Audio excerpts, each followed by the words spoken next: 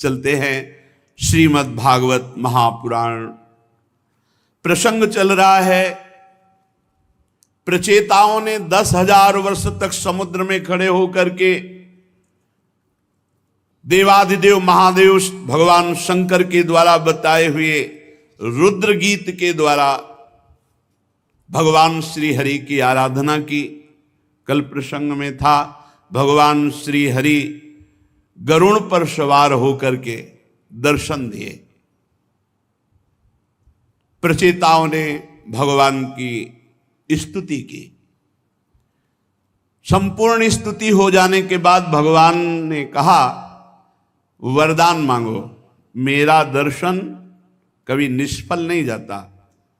सुन उनका प्रभु, आपसे कोई विषय पदार्थ मांगे वो तो ऐसा ही जैसे चक्रवर्ती सम्राट से कोई भूसी मांग ले या कन मांग ले, टूटे हुए चावल के भूसी कन मांग ले सम्राट से, ऐसे ही आपसे कोई त्रिभुवन का भोग मांगे तो ऐसे ही वो मूर्खता होगी जो आपसे भोग मांगे। नाथ, हम तो आपसे मांगते हैं, क्या मांगते हैं? यावत्ते मायया स्पृष्टा भ्रमाम इहि कर्म भी तावत् भवत् प्रसंगानाम संगः स्यान्नो भवे भवे तुलयाम लवेनापि ना स्वर्गम ना पुनर्भवम भगवत संग संगस्य मर्त्यानाम किमुताशिषः यत्रेड्यन्ते कथा मृष्टास् तृष्णायाः प्रशमो यतः निर्वैरं यत्र भूतेषु नोद्वेगो यत्र कश्चन। हे प्रभु, आपकी आज्ञा है कि आप वरदान मांगो, तो मैं आपसे यही वरदान मांगता हूं कि अपने कर्मानुसार, हम आपसे अपने कर्मों को नष्ट नहीं कराना चाहते, अपने कर्मानुसार संसार में जब जब जन्मूं तब तब हमें आपके प्रेमी भक्तों का संग प्राप्त हो। कर्म के अनुसार जहां जहां मेरा जन्म हो वहां भक्तों का सानिध्य मुझे मिले जो आपके प्रेमी महाभागवत हैं। प्रभु, हम तो भगवत भक्तों के क्षण भर के संग के सामने स्वर्ग और मोक्ष को भी कुछ नहीं समझते, फिर मानवी भोगों की तो बात ही क्या है। तुलयाम लवेनापि ना स्वर्गम ना पुनर्भवम भगवत संग संगस्य मर्त्या नाम की मुताशिषा। प्रभु, आपके भक्तों के समाज में सदा सर्वदा मधुर मधुर आपकी कथाएं होती रहती हैं, और उन कथाओं को जो अपने कानों से सुनता रहता है उसकी भोग तृष्णा शांत हो जाती है, उसके हृदय का वैर विरोध उद्वेग शांत हो जाता है, और अंत में वो भगवत प्राप्त हो जाता है जो कथा सुनता रहता है। अच्छे अच्छे कथा प्रसंगों द्वारा निष्काम भाव से सन्यासियों के एकमात्र आश्रय भगवान श्री हरि का बार बार गुणानुवाद होता रहता है। जहां आपका गुणानुवाद होता रहता है वहां सारे तीर्थ विराजमान रहते हैं। परम, मानो आप सत्संग सुन रहे हैं, परम तीर्थों का अवगाहन कर रहे हैं, क्योंकि जो आपके भक्तजन हैं अगर वो तीर्थों में जाते भी हैं तो तीर्थों को तीर्थत्व प्रदान करने के लिए जाते हैं। तेषाम विचरताम पदभ्याम तीर्थानाम पावने छया भीतस्य किम न रोचेत तावका नाम समागमः।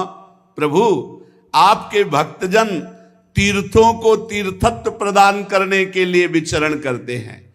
भला ऐसे संतों का समागम मुझ जैसे संसार से भयभीत हुए पुरुष को कैसे रुचिकर न होगा। प्रभु, ये आपकी अहेतुकी कृपा थी कि आपके प्रिय भगवान शंकर का मुझे दर्शन हुआ और उपदेश प्राप्त हुआ। क्षण भर के संग का मुझे आज ये फल मिला कि जन्म मरण रूप दुस्साध्य रोग को मिटाने वाले श्रेष्ठ वैद्य हे भगवान आपका दर्शन प्राप्त हुआ। प्रभु, हमने समाहित चित्त से जो कुछ अध्ययन किया, अपने गुरुदेव की निरंतर सेवा शुश्रूषा की और जो अपने पूज्य जनों को प्रसन्न कर लिया,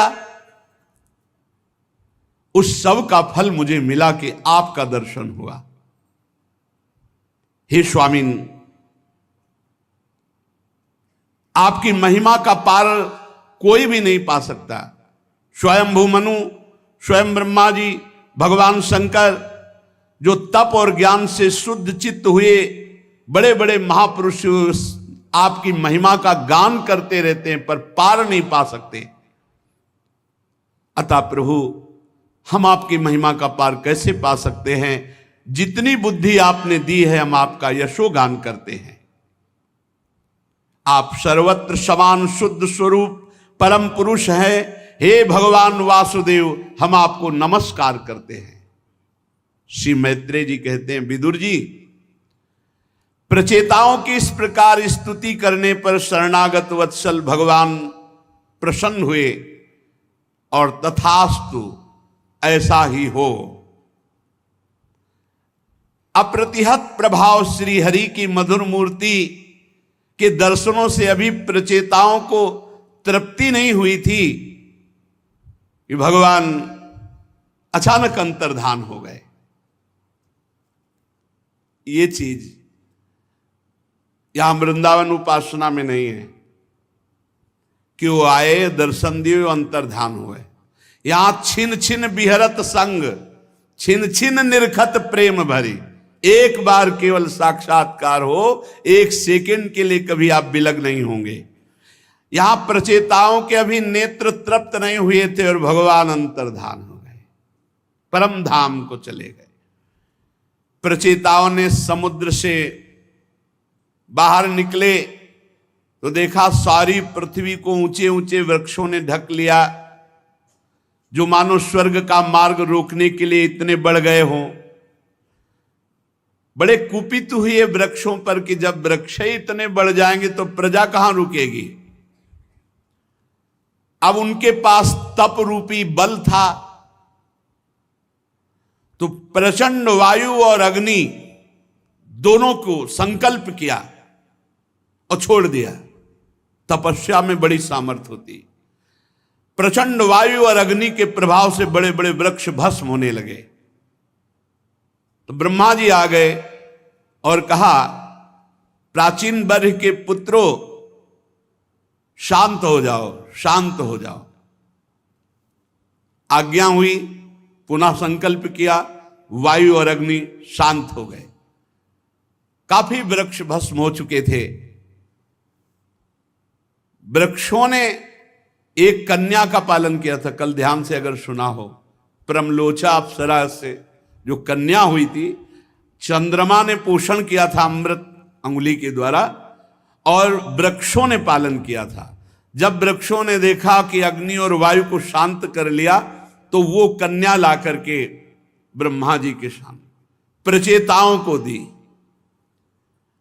प्रचेताओं को ब्रह्मा जी ने कहा, ये वही है जिसके लिए भगवान ने आदेश किया था कि तुम 10 की पत्नी एक ही हुई, उसका नाम मारिशा, और इतनी सुंदर थी कि देवता भी मोहित हो जाए। ब्रह्मा जी के आदेश से 10 प्रचेताओं ने मारिशा जी से विवाह किया।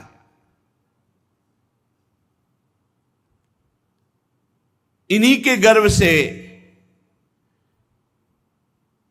ब्रह्मा जी के पुत्र दक्ष ने श्री महादेव जी की अवज्ञा के कारण अपना पुरुष शरीर त्याग कर जन्म लिया।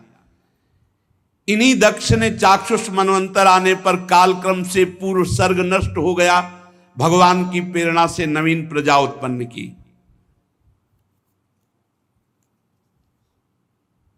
प्रचेताओं की आज्ञा से आपको ध्यान होगा, जब बकरे का सर लगाया गया था। यज्ञ पूरा होने के बाद दक्ष जी ने घृणा हुई उस शरीर को त्याग दिया। तो इन्हीं प्रचेता और मारिशा के गर्भ से पुनः उनका जन्म हुआ। ये बड़े तेजस्वी जन्म से और बड़े कुशल थे, इसीलिए इनका नाम दक्ष हुआ।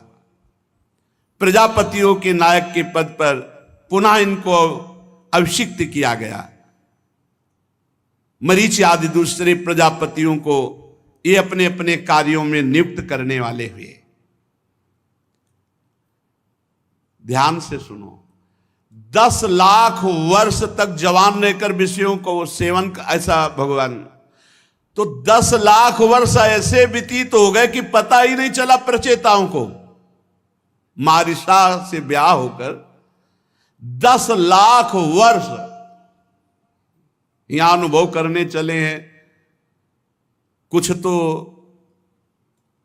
बाल्यावस्था में ही समय नष्ट हो गया, और पीछे के कुछ वृद्धावस्था के बीच में जो बचा उसमें काफी समय नींद में चला गया, प्रमाद में चला गया। अनुभव भोगों का क्या कर पाओगे, कितना कर पाओगे, विवेक ही नहीं।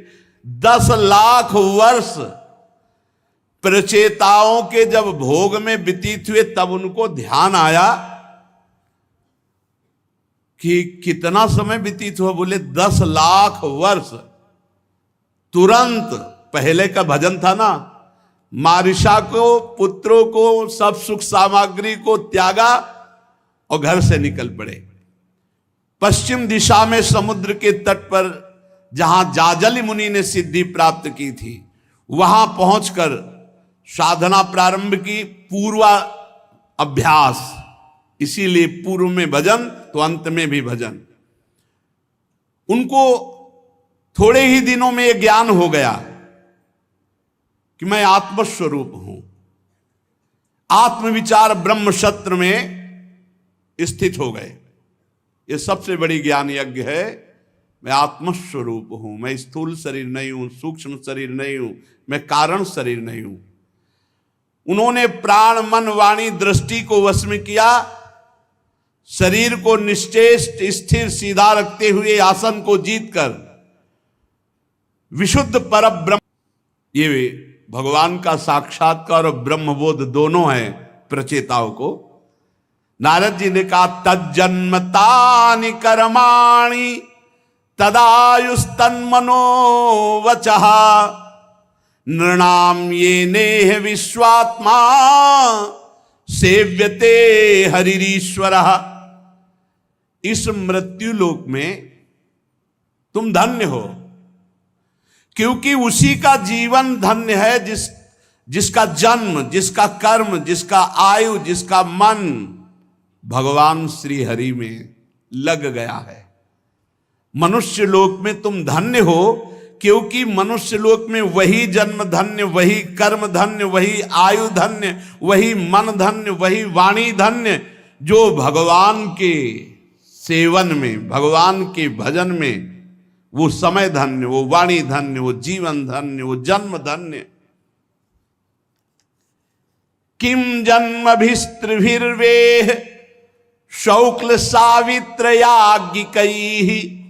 कर्मभिर्वात्रयी प्रोक्तैः पुंसोऽपि विबुधायुषा श्रुतेन तपसा वा किं वचोभिश्चित्तवृत्तिभिः बुद्ध्या वा किं निपुणया बलेनेन्द्रियराधसा किं वा योगेन सांख्येन न्यास स्वाध्याययोरपि किं वा श्रेयोभिरन्यैश्च न यत्रात्मप्रदो हरिः।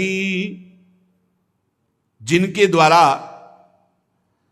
अपने स्वरूप का साक्षात्कार होता है, यदि उन श्री हरि का भजन न किया गया, इस जन्म में श्री हरि को न प्राप्त किया गया, तो माता पिता की पवित्रता से क्या, यज्ञोपवीत संस्कार, यज्ञ दीक्षा, इन श्रेष्ठ जन्मों से क्या, वेदोक्त कर्मों से क्या, देवताओं के समान दीर्घ आयु से क्या, संपूर्ण शास्त्र के ज्ञान से क्या, तपस्या से क्या, वाणी की चतुराई से क्या, स्मरण शक्ति से क्या, तीव्र बुद्धि से क्या, बल से क्या, इंद्रियों की पटुता से, योग से, आत्मा अनात्मा के विवेक से, संन्यास से, वेदाध्ययन से, व्रत से, वैराग्य से क्या। यदि श्री हरि को प्राप्त नहीं किया गया तो सब व्यर्थ हो गया। वास्तव में समस्त कल्याणों की अवधि है भगवान का दर्शन और आत्मबोध। भगवान का दर्शन और आत्मबोध, ये दोनों बातें प्रचेताओं को प्राप्त हो गई है। इसलिए कहा तुम धन्य हो। जिस प्रकार वृक्ष की जड़ में सींचने से उसके तना, शाखा, उपशाखा सभी का पोषण हो जाता है, यथा तरोर्मूल निसेचनेन तृप्यन्ति तत्स्कंद भुजोपशाखा प्राणोपहाराच यथेन्द्रियाणाम तथैव सर्वार्हणमच्युतेज्या। जैसे किसी वृक्ष की जड़ में जल चढ़ा दो तो पूरे डाल में, पत्ते में, पुष्प में, सब में पहुंच गया। जैसे किसी को भोजन पवा दो प्राणों में तो समस्त इंद्रियों में, शरीर में, सब में पुष्टता पहुंच गई। ऐसे भगवान श्री हरि की पूजा करने से पूरे विश्व की पूजा हो जाती है। जब दुर्वासा जी दुर्योधन की प्रेरणा से महाराज युधिष्ठिर जब वनवास में तब गए तो उनकी अव्यवस्था थी कि इतने ऋषियों को एक साथ कैसे पवाएं, और बटलोई भी द्रौपदी जी ने पाके धो के रख दी। भगवान ने एक शीत जब निकाला पाया तो पूरा विश्व तृप्त हो गया। कह रहे श्री हरि की पूजा मात्र से संपूर्ण विश्व की पूजा हो जाती है। जैसे किसी वृक्ष के मूल में, जड़ में पानी लगाओ तो पूरा डाल पत्ता सब में हो जाती है। ये सारा चराचर जगत भगवान श्री हरि में प्रकट हुआ है, श्री हरि में वास कर रहा है और श्री हरि में ही लय कर जाएगा। ये विश्व रूप भगवान ही हैं, बस यही जानना है। जैसे सूर्य की प्रभा सूर्य से भिन्न नहीं है, ऐसे ये जगत भगवान से भिन्न नहीं है, भगवान ही बने। हमारी जब तक मलिन बुद्धि तब तक ये प्रश्न बना रहेगा कि ये जगत भगवान कैसे हो सकता है, कोई दुष्ट स्वभाव वाला है, कोई ऐसा, कोई ऐसा। ये सब बाहरी मायाकृत दर्शन है। बादल, अंधकार और प्रकाश ये आकाश से प्रकट होते हैं, आकाश में रहते हैं और आकाश में ही लीन हो जाते हैं, पर तीनों से आकाश परे है। इसी प्रकार सतोगुण, रजोगुण, तमोगुण ये भगवान से प्रकट होते हैं और भगवान में ही लीन हो जाते हैं। इनका प्रवाह भगवान से ही चलता है, पर भगवान इन सबसे परे हैं, जैसे आकाश। अतः ब्रह्मादि समस्त लोकपालों के ईश्वर भगवान श्री हरि अपनी आत्मा है, ऐसा जो मानता है वो गुणों के प्रवाह से मुक्त होकर जीवन मुक्त महापुरुष हो जाता है। देखो सेवक जी अनुभव कर रहे हैं, बड़े रसिक महापुरुष हैं। कौन है आत्मा? बोले आत्मा हरिवंश प्रगट परमानंद। परमानंद स्वरूप हरिवंश ही हमारी आत्मा है। यहां कह रहे हैं श्री देवर्षि नारद जी, सर्वलोकपालों के अधीश्वर श्री हरि को अपनी आत्मा के रूप में जो अनुभव करता है वो जीवन मुक्त महापुरुष हो जाता है। वो गुण प्रवाह संसार का मानो संहार कर डाला, उसके लिए संसार है ही नहीं। भक्तवत्सल भगवान जीवों पर दया करने से बहुत प्रसन्न होते हैं। 3 बातें महाप्रभु चैतन्य देव जी ने सनातन जी को उपदेश करी। जीवे दया, नामे रुचि, वैष्णव सेवा। अगर नाम जब चल रहा है, सबके प्रति दया का भाव है और साधु महात्मा वैष्णवों की सेवा का भाव, बोले इससे बढ़कर कोई उपदेश नहीं। नामे रुचि जीवे दया वैष्णव सेवा, इससे बढ़कर कोई। यहां भी कह रहे हैं देवर्षि नारद जी कि भक्तवत्सल भगवान दया सर्वभूतेषु संतुष्टिया एन केनवा सर्वेन्द्रियोपशांत्या च तुष्यत्यासु जनार्दनः। भगवान उसके ऊपर बहुत जल्दी प्रसन्न हो जाते हैं जो किसी से लड़ाई झगड़ा नहीं करता, छल कपट नहीं करता, निंदा स्तुति नहीं करता। बड़ा प्यार में जीवन भक्त का होता है, सबसे प्यार में जीवन। सब जीवों पर दया, दया सर्वभूतेषु और संतुष्टिया एन केनवा, ये बहुत बड़ी बात है। हर स्थिति में प्रसन्न रहो यार, हर स्थिति में, काहे को जलो काहे को, संतुष्टायन केनवा। हर स्थिति में जैसी भी परिस्थिति है उसमें राजी रहो। जोई जोई प्यारो करे सोई मोई भावे, काहे को असंतुष्ट होते हो। हर स्थिति में खान पान वास व्यवहार जैसी भी परिस्थिति भगवान ने मेरे योग्य दिया है, इसलिए हम राजी रहे।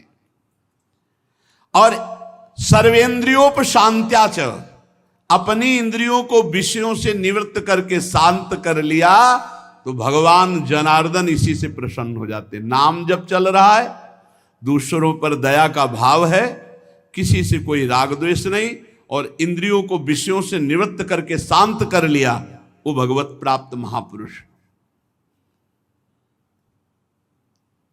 ये तीन ऐसणाएं हैं जो जीव को खाई की तरह गिरा लेती, भगवत प्राप्ति नहीं होने देती। पुत्रैषणा, वित्तैषणा और लोकैषणा। अपहत सकलैषणा मलात्मन्य विरत मेधित भावनोपहूता, जिसने सकल ऐषणाओं से अपने को बचा लिया। पुत्रैषणा कामिनी काम भोग, वित्तैषणा रुपया पैसा सोना चांदी, लोकैषणा नाम हो जाए कीर्ति मान प्रतिष्ठा। ये वासनाएं हैं तीन प्रकार की जो जीव को नष्ट ही कर देती आखिरी तक। बच वही पाता जो हरि गुरु शरणागत है और निरंतर सावधान नाम जापक है। जहां ये तीन ऐषणाएं निकली, कंचन कामिनी कीर्ति, तो अंतःकरण अपने आप शुद्ध हो गया। और अंतःकरण शुद्ध हुआ तो वहीं भगवान विराजमान है, प्रकाशित हो जाते हैं। भक्ताधीनता को चरितार्थ करते हुए हृदयाकाश में ही भगवान प्रकाशित हो जाते हैं, जिनकी तीन ऐषणाएं नष्ट हो चुकी हैं। पुत्रैषणा, वित्तैषणा, लोकैषणा, कंचन कामिनी कीर्ति। प्रचेतागणों, भगवान तो अपने को जो सर्वस्व मानने वाला है उस पर न्यौछावर होते हैं। जो भगवान को सर्वस्व मानता है उसी पर भगवान अपना प्रेम न्यौछावर कर देते हैं। परम रसज्ञ, परम कृपालु, अकिंचनों की अनन्याश्रया अहेतु की भक्ति के वश हो जाते हैं। बहुत सुंदर। जो परम धन श्री भगवान को मानता है। आपके पास संपत्ति क्या है? बोले श्री जी दंपति संपत्ति पाई है। ये दिमाग में बैठ जाए। हमारी संपत्ति कौन? श्यामा श्याम। देवर्षि नारद जी कह रहे प्रचेतागणों, जो भगवान को ही सर्वस्व मानता है, ऐसे पर भगवान अपना प्रेम न्यौछावर कर देते हैं। परम रसज्ञ, परम कृपालु भगवान अकिंचनों के परम धन हैं और अनन्याश्रया, अन्य आश्रय जिसका नहीं, ऐसों के अधीन हो जाते हैं, अधीन हो जाते हैं। जो लोग शास्त्र ज्ञान के अभिमान में, धन के अभिमान में, कुल और विद्वता के अभिमान में उन्मत्त होकर ऐसे निष्किंचन साधु जनों का तिरस्कार करते हैं, उन दुर्बुद्धियों की पूजा तो प्रभु कभी स्वीकार नहीं करते और उनकी दुर्गति होती है। होता है ऐसा होता है। जब अब शास्त्र के ज्ञान का अभिमान होता है और खूब वैभव होता है तो उनकी एक उन्मत्तता होती है। तो जो अकिंचन भगवद आश्रित जन हैं उनका वो अपमान करते हैं जाकर, क्यों म्यों तर्क लेकिन अगर मगर, ऐसे बहुत तरह से। जो ऐसे निष्किंचन भगवत प्रेमी महात्मा साधु जनों का तिरस्कार करते हैं, उन दुर्बुद्धियों की भगवान कभी पूजा स्वीकार नहीं करते। अगर उनको लगता हो कि मैं एकांत में भगवान की बड़ी पूजा करके प्रसन्न कर लूंगा और ऐसे भक्तों का अपमान कर दूंगा तो उनकी दुर्गति होती, भगवान उनकी पूजा स्वीकार नहीं करते। देवर्षि नारद जी कहते हैं भगवान किसी की पूजा की आकांक्षा नहीं रखते, वो स्वरूपानंद से परिपूर्ण है। अरे महालक्ष्मी उनके चरण चापती रहती है, वो बड़े बड़े देवता ब्रह्मादि स्तुति करते रहते हैं, उनकी परवाह नहीं करते। पर इतने पर भी उनके जो दीन अकिंचन भक्त हैं, ऐसे भगवान उनके अधीन रहते हैं। गोस्वामी श्री तुलसीदास जी महाराज कह रहे हैं, जो पे कृपा रघुपति कृपालु की, बैर और के कहा सरे। ध्यान दीजिएगा, होई न बाको बार भगत को, जो को कोटि उपाय करे। यदि भगवान श्री हरि का दास है, निरंतर उनके भजन में है, उनकी कृपा में डूबा हुआ है, तो त्रिभुवन में ऐसा कौन है जो ऐसे भक्त से वैर कर सके? कौन ऐसा त्रिभुवन में पैदा हुआ जो बैर कर सके ऐसे भक्त से और बैर करके सुरक्षित रह सके? होई न बाको बार भगत को, जो को कोटि उपाय करे। करोड़ों उपाय करके देख ले, भक्त का बाल भी बांका नहीं हो सकता। क्यों? क्योंकि बहुत बड़े श्री हरि उनका वो दास है और निरंतर उनके चिंतन में है। तकै नीचु जो मीचु साधु की, सो पामर तेहि मीचु मरे।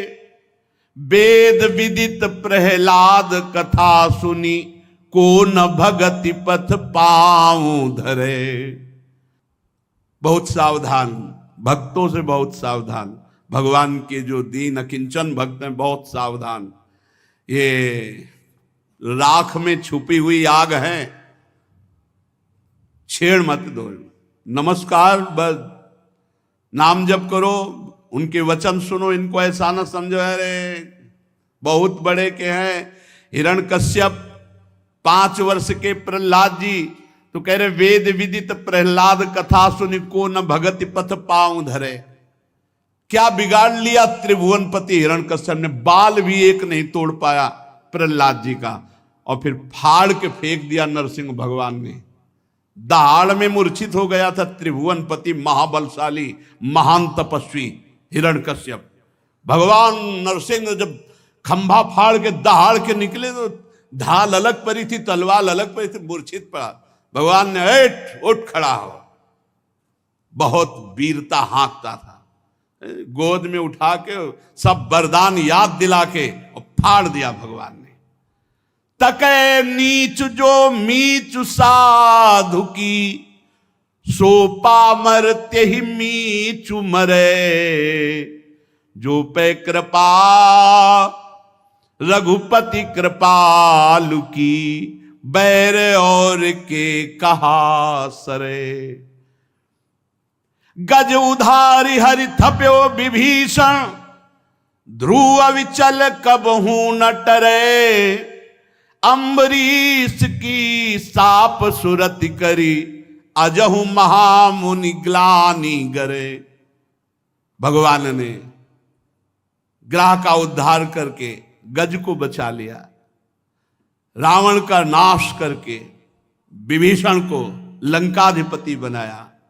आज भी अविचल पदवी पर ध्रुव विराजमान है और उत्तम और सुरुचि दोनों मारे गए। अम्बरीश जी की कथा पर जरा चिंतन करो तो आज भी याद करके दुर्वासा जी ग्लानि से युक्त हो जाते हैं। शोधो कहा जो न कियो सुजोधन, अबुध आपने मान जरे, प्रभु प्रसाद सौभाग्य विजय जस, पांडव ने बरियाई बरे। क्या षड्यंत्र नहीं रचा दुर्योधन ने पांडवों के लिए, लेकिन जय सौभाग्य यश कीर्ति ये पांडवों को मिली और नाश हो गया भगवत विरोध करने वाले, भगवत भक्त विरोध करने वाले कौरवों का। जोई जोई कूप खने गो पर कहा, 66 फिर तेई कूप परे, सपने हूं सुख न संत द्रोही, कहा सुर तरु सो विस्फरनी फरे। गोस्वामी जी कह रहे यदि भक्तों के लिए कुआं खोदोगे तो अरे दुष्ट उसी कुआं में गिरकर तू मरेगा कुल समेत। जो भक्त से संत से वैर करेगा और स्वप्न में कहीं भी किसी भी लोक में सुख शांति नहीं पा सकता।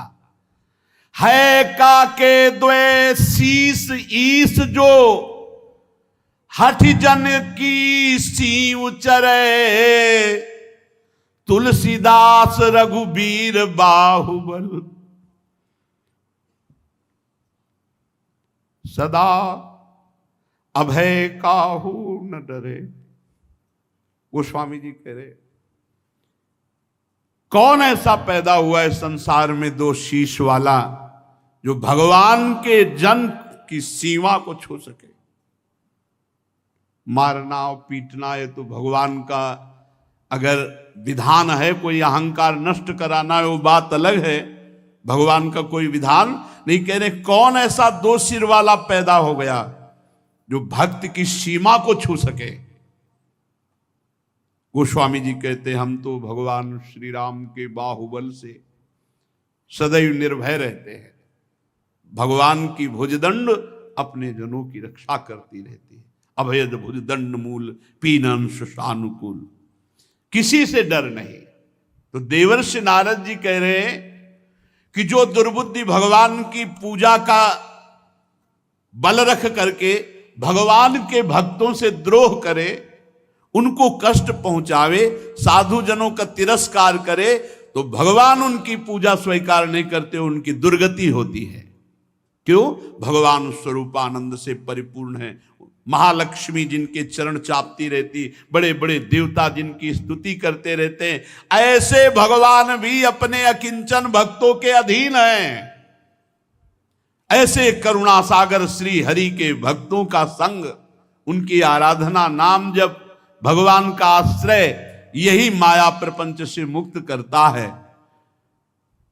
श्री मैत्रेय जी कहते हैं विदुर जी, भगवान नारद ने प्रचेताओं को भगवान के भक्तों की महिमा और भगवान की आराधना और आत्मबोध इसका उपदेश देकर ब्रह्मलोक को चले गए। प्रचेतागण पाप रूपी मल को दूर करने वाले भगवान का दर्शन कर चुके थे। जे भी प्रचेतागणों ने देखा देवर्षि नारद जी गए, अपने स्वरूप में स्थित हुए शरीर छोड़ दिया और सब के सब भगवत प्राप्त हुए, भगवत धाम को गए।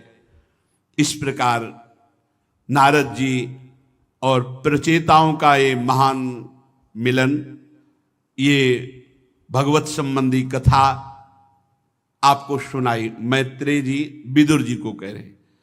श्री सुखदेव जी ने कहा यहां तक स्वयंभू मनु के पुत्र उत्तानपाद के वंश का वर्णन हुआ। आगे जो हम आपको चरित्र सुनाएंगे वो महाराज प्रियव्रत का पावन चरित्र। आज यही विश्राम करते। श्री राधा वल्लभ लाल की। चलते हैं श्रीमद् भागवत महापुराण। अभी तक आपने जो प्रसंग सुना, महाराज मनु शतरूपा के पुत्र उत्तानपाद का पावन चरित्र। अब उनके बड़े पुत्र प्रिव्रत जी का अत्यंत पावन चरित्र है। उत्तानपाद जी के पावन चरित्र में ध्रुव जी का चरित्र सुना, उन्हीं के वंशज महाराज अंग जी के पुत्र वेन की दुष्टता, उनका पधारना, और भगवान पृथु और अर्ची जी का प्रादुर्भाव होना, पृथु चरित्र सुना। आगे चलकर बर्हिषद, प्राचीन बर्हि, पुरंजनोपाख्यान। विदुर जी महाराज तीर्थ यात्रा में निकले थे, मैत्रेय जी से ये सत्संग हुआ। विदुर जी ने मैत्रेय जी से कहा, हे महायोगिन, आपकी हमारे ऊपर बड़ी करुणा हुई, आपके द्वारा सत्संग सुनकर आज मैं अज्ञान अंधकार से पार, जहां अकिंचनों के सर्वस्व भगवान श्री हरि विराजते हैं, वहां मेरी स्थिति हो गई है। श्री सुखदेव जी कहते हैं, परीक्षित, विदुर जी ने मैत्रेय जी को साष्टांग प्रणाम किया और आज्ञा ली, और वहां से शांत चित्त भगवत स्मरण करते हुए हस्तिनापुर की तरफ चले गए। राजन, जो पुरुष भगवान के शरणागत भक्तों का, राजऋषियों का ये पावन चरित्र सुनेगा, वो अकाल मृत्यु को कभी प्राप्त नहीं होगा, दीर्घायु होगा, और भगवान श्री हरि के चरणों में उसकी भक्ति होगी और वो भगवत प्राप्त हो जाएगा। राजा परीक्षित ने पूछा, मुने, आपने कहा कि महाराज मनु के बड़े पुत्र प्रिव्रत ये आत्माराम थे। जो आत्माराम है उससे गृहस्थी में प्रीति कैसे हो सकती है? आत्माराम तो जीवन मुक्त महापुरुष होता है, और आपने बताया कि प्रिव्रत आत्माराम थे, फिर वो गृहस्थी में कैसे प्रीति किए? क्योंकि गृहस्थी में कोई बिरला ही ऐसा होता है जो गृहस्थ की फांसी में ना फंस करके भगवत स्मरण करते हुए गृहस्थी को चलावे। नहीं, बहुत कठिन है।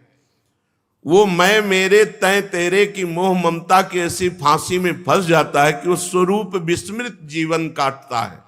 वो आप कहते हैं प्रिव्रत आत्माराम महापुरुष थे।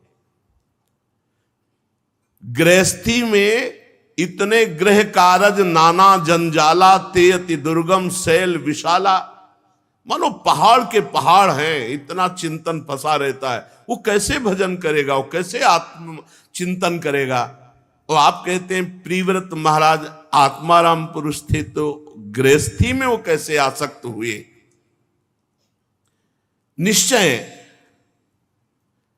जब कोई निसंग आत्माराम पुरुष गृहस्थ में, तो उससे बड़ी शिक्षा मिलती है। इसलिए मैं आत्माराम पुरुष प्रिव्रत महाराज का गृहस्थी में प्रवेश ये सुनना चाहता हूं।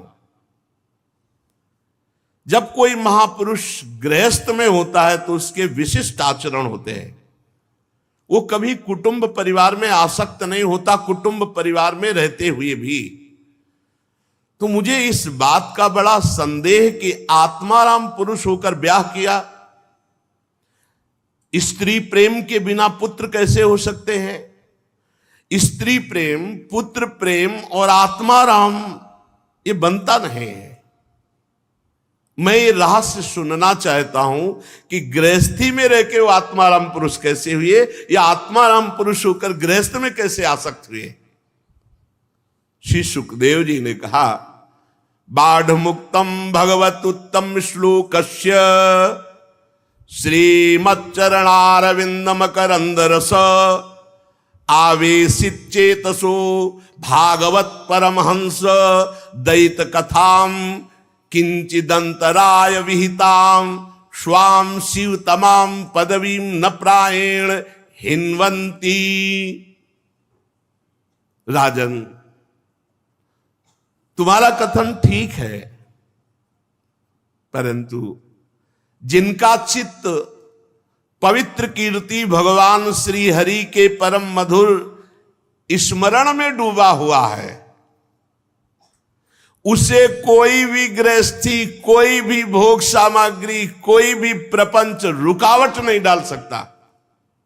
ध्यान दीजिए, जिनका चित्त पवित्र कीर्ति भगवान श्री हरि के मधुर स्मरण में डूबा हुआ है, कोई भी सांसारिक विघ्न, गृहस्थी, प्रपंच, भोग सामग्री उनके मार्ग में कभी बाधा नहीं पहुंचा सकती, जहां निरंतर चिंतन है राधा राधा राधा राधा वल्लभ श्री हरिवंश, निरंतर चिंतन है तो कोई भी बाधा नहीं।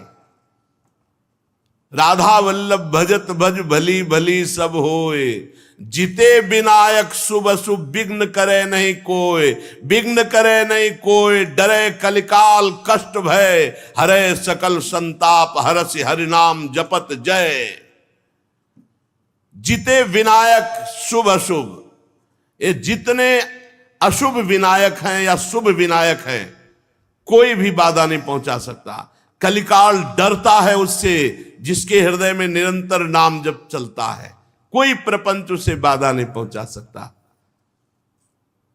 जिनका चित्त पवित्र कीर्ति भगवान श्री हरि के सुमिरन में हर समय, तो ये गृहस्थी, प्रपंच, भोग कोई भी बाधा नहीं पहुंचा सकते।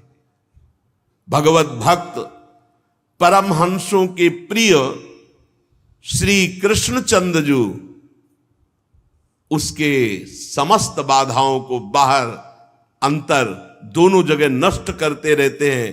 किनकी? जो भगवान की स्मरण में मगन है, भगवान की स्मृति में वो डूबे हैं, तो योगक्षेमम वहाम्यहम, अप्राप्ति की प्राप्ति कराना योग और प्राप्ति की रक्षा कराना क्षेम, ये दोनों कार्य भगवान श्री कृष्ण करते हैं। उपासक अपने कर्तव्य का पालन और भगवान से जुड़े रहना, कभी कथा सुन रहे, कभी सेवा कर रहे, कभी कर्तव्य पालन कर रहे, कभी नाम कीर्तन कर रहे, कभी नाम जप, ये सब भजन ही है। राजन, महाराज मनु के पुत्र प्रियव्रत, ये बचपन से स्वाभाविक बड़े ही भगवत भक्त थे।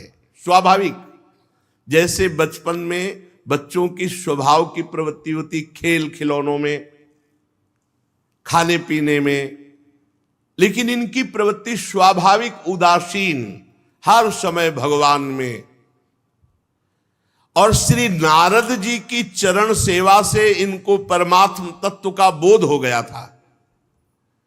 इन्होंने निरंतर ब्रह्माभ्यास किया और जीते जी जीवन मुक्त हो गए। अभी यौवन अवस्था में प्रवेश हुआ जीवन मुक्त महापुरुष। स्वयंभू मनु जी ने बड़े पुत्र जानकर इनको आज्ञा करी, क्योंकि इनमें सब श्रेष्ठ गुण विराजमान थे।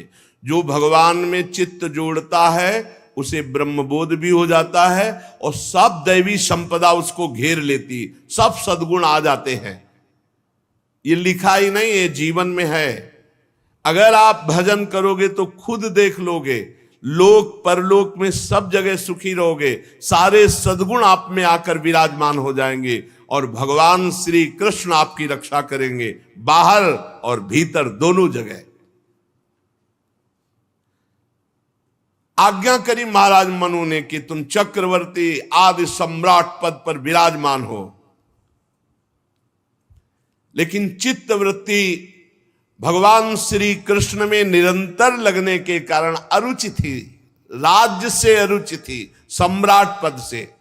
अतः पिता की आज्ञा किसी प्रकार उल्लंघन करने योग्य ना होने पर भी इनकी रुचि बिल्कुल राज्य में, भोगों में।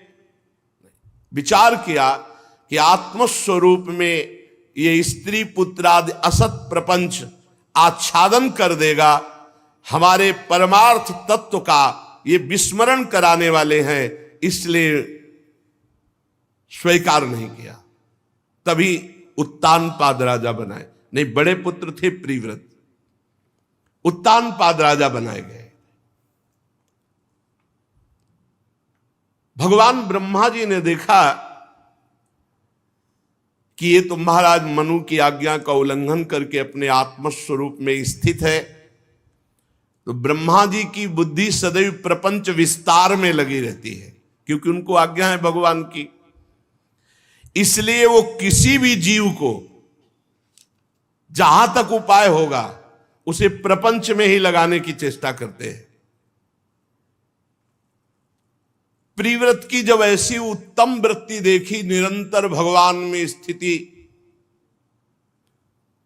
तो चारों वेद मूर्तिमान, मरीच आदि ब्रह्म ऋषि और सब पार्षदों के साथ हंस पर आरूढ़ होकर ब्रह्मा जी वहां पहुंचे जहां प्रिव्रत महाराज निरंतर भगवान की स्मृति में राज्य को अस्वीकार करके विराजमान है।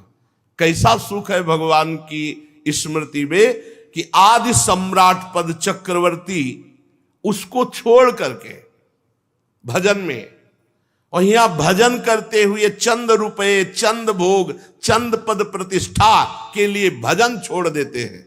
क्या भजन का स्वाद मिला, क्या भजन का महत्व समझा। भजन चक्रवर्ती सम्राट आदि सम्राट पद उसको भी त्याग दे। ब्रह्मा जी वहां पहुंचे, आकाश मार्ग से ब्रह्मा जी जा रहे हैं। ये देखकर देवराज इंद्र आदि सब ब्रह्मा जी का पूजन, प्रधान प्रधान देवता, सिद्ध गंधर्व साध्य चारण मुनिजन सब ब्रह्मा जी का स्तवन, क्योंकि ब्रह्मा जी सृष्टि के सबसे बड़े पद पे विराजमान, परमेष्ठी पद पे। जगह जगह ब्रह्मा जी का सम्मान हुआ। अब वो प्रिव्रत के पास पहुंचे, और प्रिव्रत उस समय नारद जी के साथ, अपने गुरुदेव नारद जी के साथ आत्मविद्या का ही मनन कर रहे थे। ब्रह्मा जी जेवी पहुंचे, उनके वाहन को देखकर देवर्षि नारद जी खड़े हो गए। हमारे पिता ब्रह्मा जी पधारे। स्वयंभू, मनु, प्रिव्रत सब ब्रह्मा जी का सम्मान किया, अर्घ बंदन आदि। नारद जी ने अनेक प्रकार से ब्रह्मा जी का स्तवन पूजन किया। ब्रह्मा जी ने प्रिव्रत पर दृष्टि डाली और कहा, बेटा वैसे तुम सत्य सिद्धांत में लगे हो, पर मेरी बात सुनो। अप्रमेय श्री हरि के प्रति किसी को दोष दृष्टि कभी नहीं करनी चाहिए। हम ये तुम्हें नहीं सिखाने आए कि तुम्हारी भजन ना करो। पहले ब्रह्मा जी बहुत सावधानी से बोले कि अप्रमेय भगवान श्री हरि के प्रति किसी को दोष दृष्टि नहीं करनी। तो हम तुमको ये सिखाने नहीं आए कि तुम भजन न करो, लेकिन ऐसे भजन हम ब्रह्मा, महादेव जी, ये तुम्हारे पिता स्वयंभू मनु और ये तुम्हारे गुरु नारद, ये सब भगवान की आज्ञा का पालन करते हैं। देखो, भगवान के विधान को कोई भी देहधारी तपस्या के द्वारा नहीं टाल सकता, विद्या के द्वारा नहीं टाल सकता, योग बल के द्वारा नहीं टाल सकता, बुद्धि बल के द्वारा नहीं, अर्थ के बल से, धर्म के बल से, स्वयं के बल से या किसी की सहायता के बल से कभी टाल नहीं सकता। हरि के विधान को कोई भी देहधारी तपस्या, विद्या, योग बल, बुद्धि बल, रुपया का बल, धर्म का बल, स्वयं का बल या दूसरों की सहायता का बल, इससे भगवान के विधान को नहीं टाल सकता। प्रिय पुत्र, भगवान श्री हरि के दिए हुए शरीर को जन्म, मरण, शोक, मोह, भय, दुख और सुख, ये भोग निश्चित किए गए हैं। ध्यान दीजिए, सब शरीरधारी को जन्म होगा तो मरण होगा, और बीच का जो जीवन है वो शोक मोह भय सुख दुख इसी के ये भोगना पड़ता है। जैसे रस्सी के नाथ से नथा हुआ पशु मनुष्य का बोझा ढोता है, ऐसे वेदवाणी रूपी बड़ी रस्सी से नथा हुआ बंधा हुआ जीव कर्मानुसार ऐसे जकड़ा हुआ संसार का बोझा ढो रहा है। तभी जब ज्ञान का प्रादुर्भाव होता है तो निस्त्रैगुण्य भवार्जुन, और जब प्रेम का प्रादुर्भाव होता है तो वेदान्नपि संन्यस्ति स केवलम अवच्छिन्न अनुरागम लभते, दोनों में वेदातीत स्थिति आ जाती है। प्रभु कर्म के अनुसार जीव को योनि देते हैं और उसी के कर्म के अनुसार उसकी भोग व्यवस्था करते हैं। अब वो अपनी नवीन इच्छाओं के जाल बुन करके फिर नवीन कर्म करके फंस जाता है। जैसे कोई आंख वाला पुरुष कुएं में नहीं गिरेगा, ऐसे कोई विवेकवान पुरुष भोगों में नहीं फंसेगा। देखो भाई, मुक्त पुरुष भी प्रारब्ध का भोग भोगना ही पड़ता है। बड़े बड़े संतों को, मुक्त पुरुषों को भी भगवान की इच्छा के अनुसार शरीर को जैसे कर्मों के अनुसार विधान किया गया वैसे भोगना पड़ता है, वैसे रहना पड़ता है। बड़े बड़े सिद्धों को भी, जीवन मुक्तों को भी भोगना पड़ता है। तो बोले भजन का फल क्या हुआ फिर? अगर ये भोग भोगने पड़े तो शरीर निर्माण के समय ये भोग रख दिए गए थे। अब तुम भजन कर रहे हो, ये तुम्हारी नई फसल है। अब तुम्हें आगे जो परमानंद प्रदान करेगा वो ये दुख सुख से परे है। वो ये दुख सुख से, हर्ष शोक से परे भगवदानंद है। इसलिए महापुरुष जन प्रारब्ध को भोग लेते हैं और शरीर छोड़कर परमानंद को प्राप्त होते हैं। देखो, ये जितने दुख सुख हैं सब स्वप्न में हैं। जैसे स्वप्न में हम दुख सुख देख रहे हो, जगह तो उनका कोई महत्व नहीं, ऐसे प्रेम या ज्ञान होने पर इस जगत का कोई महत्व नहीं रहता, नहीं रहता। ये जो बहुत आसक्त पूरे जीवन लगे, सब स्वाप्निक है, पक्का स्वाप्निक है। अगर इसे भगवान से युक्त कर दो तो यही तुम्हारी भगवत प्राप्ति का हेतु बन जाएगा, और भगवान से विमुख व्यतीत किया तो यही तुम्हारी दुर्गति का कारण बन जाएगा। जो विषयों को अभिमान पूर्वक भोगता है, अभिमान पूर्वक कर्म करता है, उसका अगला जन्म निश्चित है। चाहे शुभ कर्म हो चाहे अशुभ कर्म हो, वो स्वीकार करे ना स्वीकार करे, जबरदस्ती। जो पुरुष इंद्रियों के वशीभूत हो, अब वो वन वन में विरक्त वेश धर करके भी विचरे तो जन्म मरण के भय से मुक्त नहीं हो सकता। भगवान ब्रह्मा जी कह रहे, क्योंकि जब तक मन और इंद्रियां जीत नहीं ली जाती तब तक भगवान की प्राप्ति नहीं होती। और जो मन और इंद्रियों को जीत लिया है उसको गृहस्थ में रहने से क्या परेशानी है?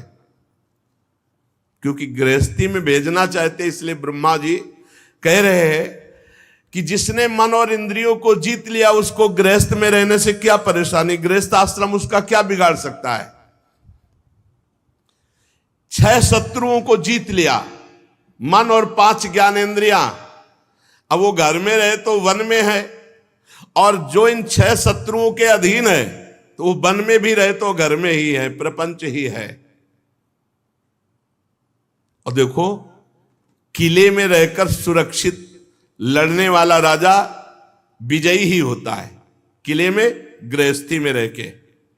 और विरक्त भेष में केवल सेना, खुले मैदान में लड़ना है, आसपास से सब वार हो रहे और सहता, तभी पूरा जगत विरक्तों के सामने सर झुकाता है, नमन करता है।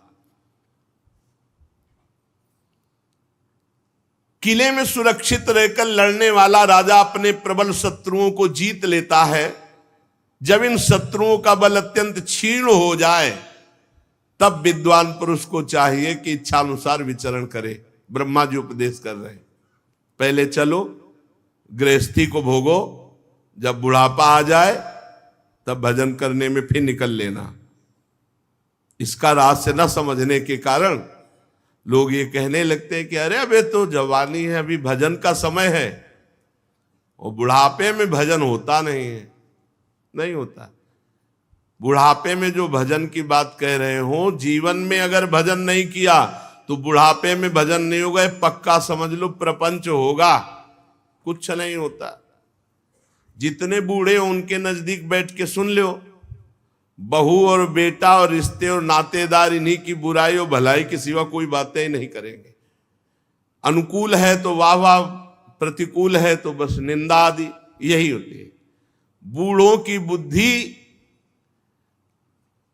एक मार्का नहीं आता लिखने वाला, और एक आता है ऐसा कि मिटर जाए। तो जैसे जवानी में जो है वो पेंसिल की लिखाई समझो, मिटा सकते हो अभी आप, और बुढ़ापे की जो लिखाई है वो मार्का वाली लिखाई है। नहीं, जो लिखा वो लिख, बुद्धि वो मार्का से लिख गई ना, मार्का नहीं, मार्का पक्का होता है ना, वो मिटता नहीं, मार्का से लिख गई समझो। ब्रह्मा जी बहुत फुसला के प्रियव्रत जी को कह रहे हैं कि जब तुम कमलनाथ भगवान श्री हरि के चरणों के प्रताप से 6 शत्रुओं पर विजय प्राप्त कर लिए, तो अब तुम पुराण पुरुष भगवान के दिए हुए भोगों को भोगो, तुम्हारा कोई भोग कुछ नहीं बिगाड़ सकते, तुम आत्मस्वरूप में स्थित हो, ये मेरी आज्ञा है। जब त्रिलोकी के सबसे बड़े पद में विराजमान ब्रह्मा जी ने परम भागवत प्रियव्रत से ऐसा कहा, तो प्रियव्रत ने नम्रता पूर्वक सर झुका लिया और कहा, जो आज्ञा, बड़ों की आज्ञा का पालन करना ही हमारा परम कर्तव्य है। तब स्वयंभू मनु ने प्रसन्न होकर ब्रह्मा जी की विधिवत पूजा की। इसके पश्चात मनवाणी के विषय अपने आश्रय सर्व व्यवहारातीत भगवान श्री हरि का चिंतन करते हुए ब्रह्मा जी अपने लोक को चले गए। प्रियव्रत और नारद जी उसी दिशा को नमस्कार किया। मनु जी तो बड़े प्रसन्न हो गए, क्योंकि अब प्रियव्रत महाराज गृहस्थाश्रम में प्रवेश होने के लिए राजी हो गए।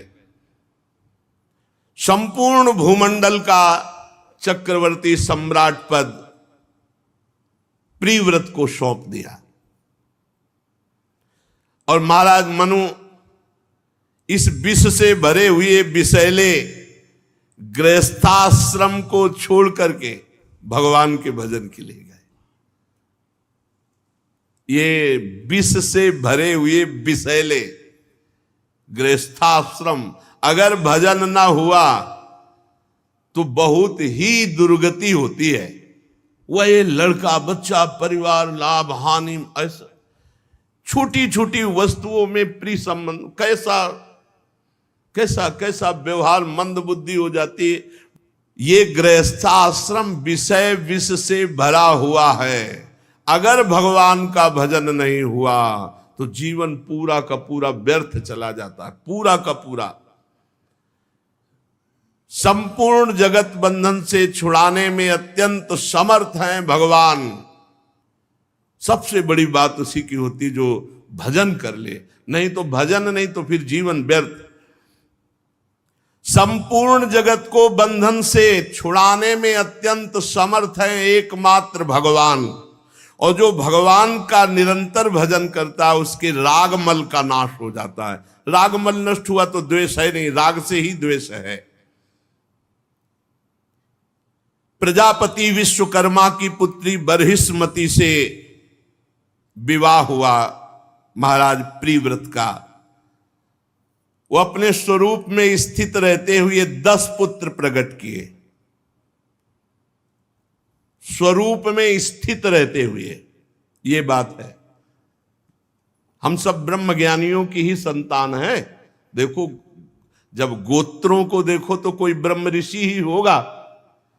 तो ऐसा नहीं कि जो ब्रह्म प्राप्त हो जाता है या भगवत प्राप्त हो जाता है वो सब नहीं, भगवत प्राप्तों से ही गृहस्थी चली है। ये जो गृहस्थी हुई है ये भगवत प्राप्तों से ही हुई। सब भगवत प्राप्त महात्मा हमारे गोत्र के जो अधिष्ठात्र है जैसे पूछा है तुम्हारा गोत्र क्या, तो बोले भरद्वाज गोत्र, याज्ञवल्क्य गोत्र। तो ये सब ब्रह्म ऋषि भगवत प्राप्त आत्मस्वरूप में स्थित रहते हुए 10 पुत्र उत्पन्न किए महाराज प्रिव्रत ने बर्हिस्मति से,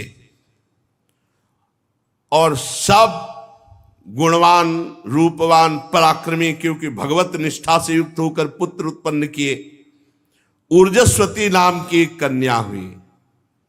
जो पुत्र हुए आग्नेद्र, इद्मजीव, यज्ञबाहु, महावीर, हिरण्य रेता, घृत पृष्ठ, सवन, मेधा, तिथि, वीतिहोत्र और कवि, ये सब अग्निस्वरूप, ये भगवान अग्नि के भी नाम हैं और ये सब अग्निस्वरूप हैं। इनमें कवि, महावीर और सवन, ये 3 नैष्ठिक ब्रह्मचारी आजीवन ब्रह्मचर्य रहकर भगवान के भजन में निमग्न।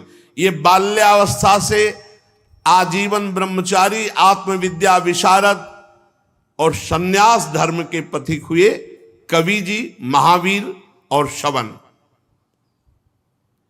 इन निवृत्ति परायण महर्षियों ने सन्यासाश्रम में रहते हुए समस्त जीवों के अधिष्ठान और भवबंधन से डरे हुए लोगों को आश्रय देने वाले भगवान श्री हरि के चरणारविंद के निरंतर चिंतन में जीवन लगा दिया, और कुछ ही समय में भगवत प्राप्त अखंड बोध, इनका हृदय बड़ा ही परम विशुद्ध, और इन्होंने भगवान का साक्षात दर्शन प्राप्त किया।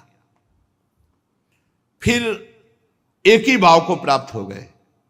ये खास बात होती है। मम दर्शन फल परम अनुपा, जीव पाव निज सहज स्वरूपा। एक ही भाव, सोई जाने जेहि देहु जनाई, और जानत तुम्हें हो जाई। जहां भगवान का साक्षात्कार हुआ तो प्रत्यगात्मा आत्मभूत एक ही भाव को प्राप्त हो गए, अर्थात अभेद स्थिति। महाराज प्रिव्रत की दूसरी भार्या से उत्तम, तामस, रैवत, ये 3 पुत्र हुए, जो ये अपने मनवंतरों के अधिपति हुए। इस प्रकार कवि, महावीर और सवन, ये 3 पुत्रों के निवृत्ति परायण हो जाने के बाद प्रिव्रत जी ने 11 अर्बुद वर्षों तक स्वस्थ और जवान रह करके पृथ्वी का शासन किया। 11 अर्बुद वर्षों तक। यह है पहले भगवत प्राप्ति, आत्मबोध। 11 अर्बुद वर्षों तक जवान रह करके पृथ्वी का शासन किया। जिस समय ये भगवान के चिंतन में तन्मय होकर के और धनुष बाण लेकर के निकलते और टंकार करते, उस समय कोई धर्मद्रोही नहीं दिखाई देता था। धर्म विरुद्ध कोई आचरण नहीं कर सकता था महाराज प्रिव्रत के शासन में 11 अर्बुद वर्षों तक। बर्हिस्मति के दिन प्रतिदिन सेवा, आमोद प्रमोद और स्त्री जनित हाव भाव, लज्जा, मंद मुस्कान आदि, ये सब होने पर भी प्रिव्रत का चित्त कभी लुभायमान नहीं हुआ। भोग भोगते हुए भी वो योगी रहे। अपने स्वरूप बोध वाले यही है, अपने स्वरूप में जो स्थित है। इसीलिए भावदेह को प्राप्त महापुरुष जो हो गया है, उसके लिए श्रीमद् राधा सुधा निधि में कहा, कर्माण श्रुति बोधिताम नितराम कुर्वंत कुर्वंत मां गूढ़ाश्चर्य रसास्रगादि विषयान गृहणंतु मुंचंतु वा। वो विषय भोग भोगे या छोड़ दे, कोई फर्क नहीं पड़ता। कैरवा भाव रहस्य पारगमति। 11 अर्बुद तक राज्य शासन और रानियों के द्वारा नाना प्रकार की प्रियता, कोई फर्क नहीं पड़ा। 10 पुत्र प्रकट किए और 3 पुत्र दूसरी भार्या से उत्तम, तामस, रैवत, फिर भी वो अपने ज्यों के त्यों एक रस स्वरूप में है। कोई भी विषय उन्हें आसक्त नहीं कर सका। एक बार इन्होंने भगवान सूर्य को देखा, सुमेरु पर्वत की परिक्रमा करते हैं। लोकालोक पर्यंत पृथ्वी के जितने भागों में ये प्रकाश करते हैं उतने ही भाग में अंधकार पीछे होता है सुमेरु पर्वत के कारण। इन्हें पसंद नहीं आया।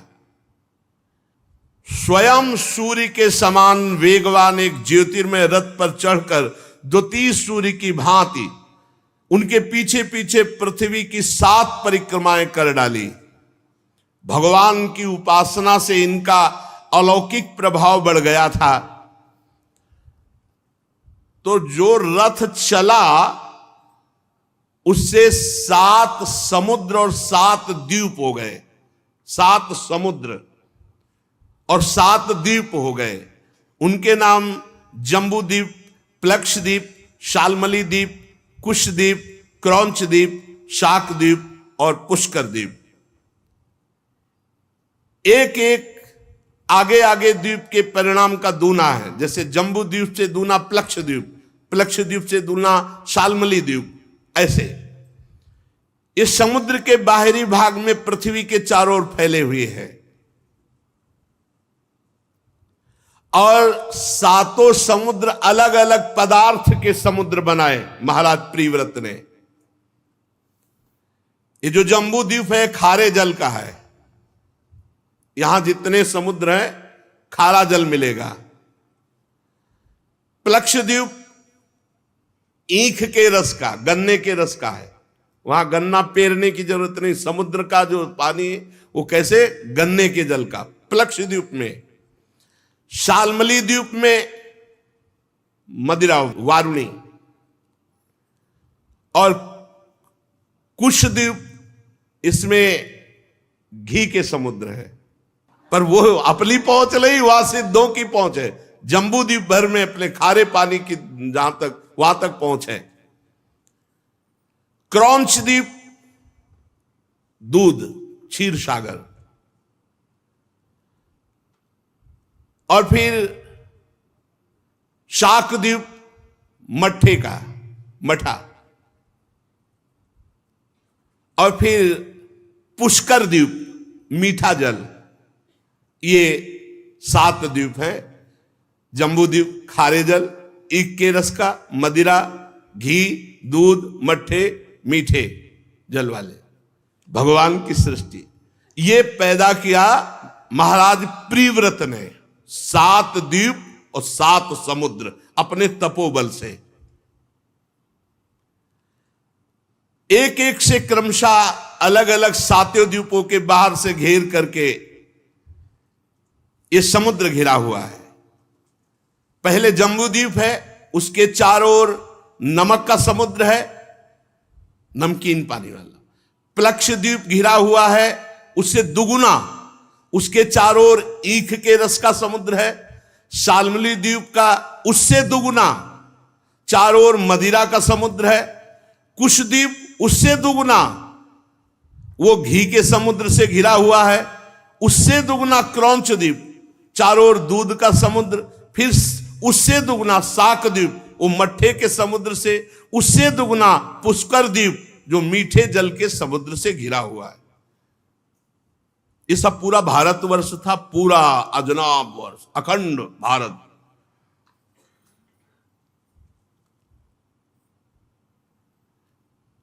बरहिष्मति पति महाराज प्रियव्रत ने अपने अनुगत पुत्र आग्नेद्र, इद्मजीव, यज्ञ बाव, हिरण रेता, घृत पृष्ठ, मेधातिथि, वीत्रहोत्र को क्रमशः 3 तो बाल ब्रह्मचारी सन्यासी हो गए थे, 10 में 7 बचे, तो 7 को एक एक द्वीप का राजा बना दिया। अपनी कन्या ऊर्जस्वती जो थी उसका विवाह शुक्राचार्य जी से किया प्रियव्रत ने। उसी से शुक्र कन्या देवयानी का जन्म हुआ।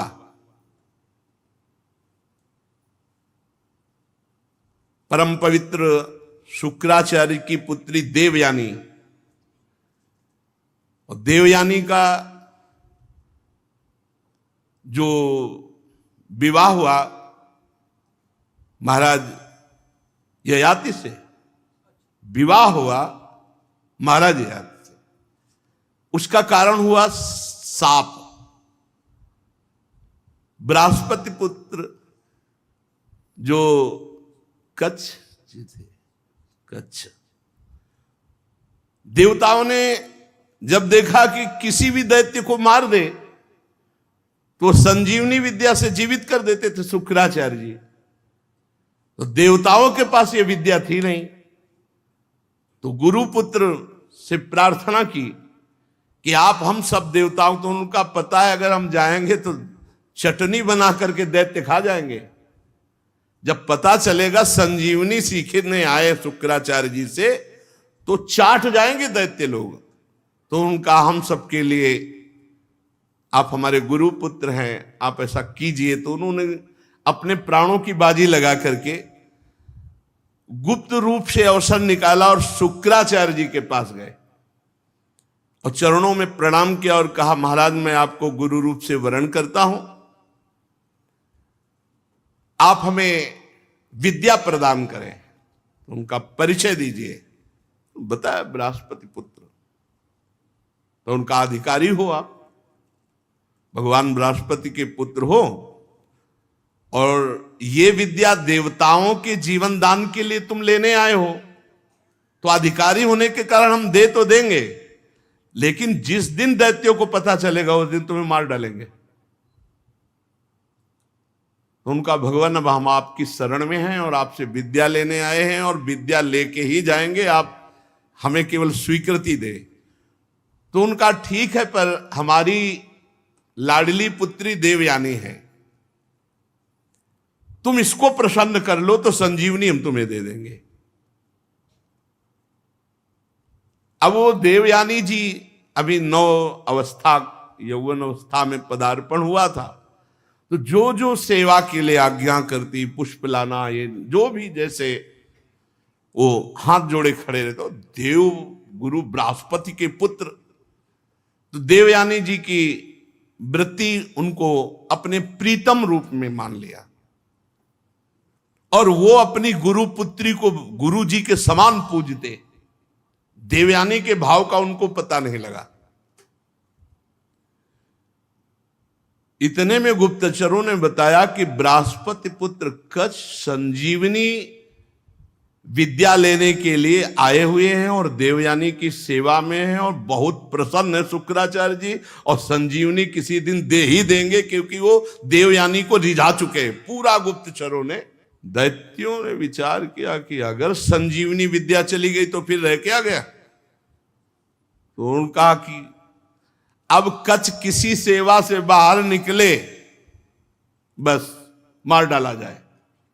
तो जैसे देवयानी जी प्रातःकालीन भगवत पूजा सेवा के लिए पुष्प पल्लव आदि तो निकले किसी कार्य हेतु, दैत्य लगे हुए थे, काट के फेंक दिया। जब विलंब हुआ तो देवयानी जी ने शुक्राचार्य जी से कहा कि उनको तो काट के फेंक दिया गया। शुक्राचार्य जी ने ध्यान में देखा और कहा, अब तुम उनकी चिंता न करो, छोड़ो अब। देवयानी जी ने कहा, मैं उनके बिना नहीं जी सकती, आप जरूर कच्छ को जीवित कीजिए।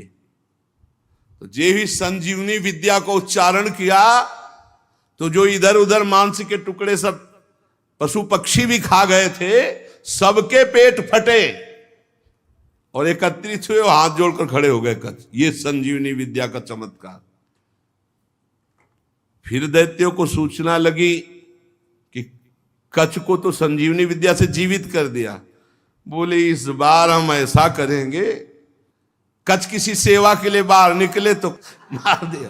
फिर भूंज दिया, फिर भूंज के जो गुरु जी का पेय पदार्थ था, उस पेय पदार्थ में राख मिला दी कच्छ की, और गुरु जी अपने मस्ती में पी गए। अब इसके बाद देवयानी ने कहा कि बहुत समय हो गया, कच्छ नहीं आए। तो शुक्राचार्य जी ने ध्यान में देखा कि उन्होंने कहा अब कच्छ नहीं आएंगे। बोले क्यों? बोले कच्छ को तो ऐसे ऐसे करके हमको पिला दिया गया, वो हमारे पेट में, हम संजीवनी तो पेट फाड़ के निकल पड़ेगा, हम मर जाएंगे। देवयानी ने कहा हम तो नहीं रह सकते कच्छ के बिना, आपको कच्छ को जीवित करना होगा। तो उनका फिर संजीवनी विद्या तुम सीखो, जब हमारा पेट फटे तो संजीवनी विद्या का प्रयोग कर देना, हम जीवित हो जाएंगे। पूरा विधान बनाया भाई बेटी के लिए। जे ही संजीवनी विद्या का उच्चारण किया, शुक्राचार्य जी का जैसे बम से नहीं पेट फट जाए, एकदम पूरा चिथड़ा उड़ जाए, चिथड़ा उड़ गए, फाड़ करके नस लात नाड़ियों से। देवयानी जी ने संजीवनी विद्या का प्रयोग करके शुक्राचार्य जी को जीवित किया। शुक्राचार्य जी ने कहा जल्दी संजीवनी विद्या लो और जाओ यहां से, अब की बार तो हमको पिलाया गया, कहीं हमारी बेटी को ना पिला दिया जाए, तो इसलिए जल्दी करो। अब उनको संजीवनी विद्या सांगोपांग सिखाई, सांगोपांग संजीवनी विद्या। और कहा तो उन्होंने कहा गुरुदेव, गुरु दक्षिणा देने का प्राविधान है, शिष्य का मंत्र तभी सफल होता है जब वो सम्यक रूप से गुरु को संतुष्ट कर दे। आप आज्ञा कीजिए, मैं आपको गुरु दक्षिणा में क्या प्रदान करूं। तो उनका हमारी बेटी को जो पसंद हो उसे दे दो। नजदीक गए और कहा गुरुदेव ने कहा है आपको जो पसंद हो आप बोलिए, मैं आपको लाकर क्या दे दूं।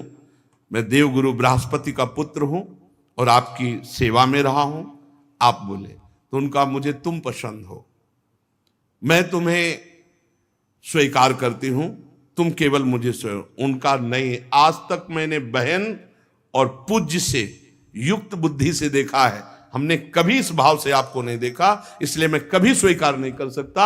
आप हमारी गुरु पुत्री हो, आप गुरु के समान पूज्य हो और मेरी बहन हो, मैं कभी ऐसा नहीं देख सकता। तो उनका मेरी बात को स्वीकार करो, नहीं तुम्हारा पूरा जीवन व्यर्थ हो जाएगा, क्योंकि संजीवनी के लिए मैंने क्या क्या तुम्हारे लिए किया और वो संजीवनी अब तुम्हें प्राप्त है। अब मेरी बात को उन्होंने कहा आखिरी बात, तुम मेरी गुरु के समान पूज्य हो और मेरी बहन हो, मैं कभी तुम्हारे प्रति ऐसी दृष्टि ना की है ना कर सकता हूं। तो उनका मैं शाप देती हूं तुम्हारी संजीवनी विद्या व्यर्थ हो जाए, विस्मृत हो जाए। बहुत गुस्सा आया कच्छ को कि आज तक मैं सेवकाई करता रहा, कभी कोई त्रुटि नहीं किया, केवल देवताओं के लिए संजीवनी विद्या के लिए, और आपने उस विद्या को व्यर्थ कर दिया जिसके लिए मैंने अपने प्राणों की बाजी लगा ली। मेरा क्या अपराध, ये तो तुम्हारी वासना है, तुम्हारी भावना है। जाओ, मैं शाप देता हूं, तुम्हें कभी कोई ब्रह्म ऋषि स्वीकार ही नहीं करेगा। तो फिर वही देवयानी, आगे प्रसंग आएगा इसी में, महाराज ययाति को मिलती है कुएं में और वो हाथ पकड़कर ऊपर उठाते हैं। तो उस शुक कन्या देवयानी का जन्म हुआ, ऊर्जस्वती का जो विवाह शुक्राचार्य जी से हुआ था।